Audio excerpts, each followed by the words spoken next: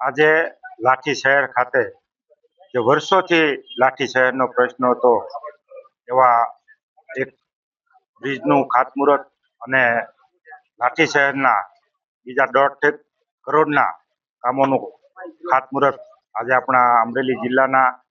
લોકપ્રિય ધારાસભ્ય અને ગુજરાત સરકારના ઉર્જા મંત્રી ભાઈ શ્રી કૌશિકભાઈ વેકરિયાના અધ્યક્ષ સ્થાને અને આપણા અમરેલી જિલ્લાના લોકપ્રિય સાંસદ ની ઉપસ્થિતિમાં આજે આ 7 કરોડના બ્રિજનું ખાતમુહૂર્ત અને 1.5 કરોડના વિવિધ વિકાસના કામોનું ખાતમુહૂર્ત આજે લાઠી શહેર ખાતે કરવામાં આવ્યું। વિકાસની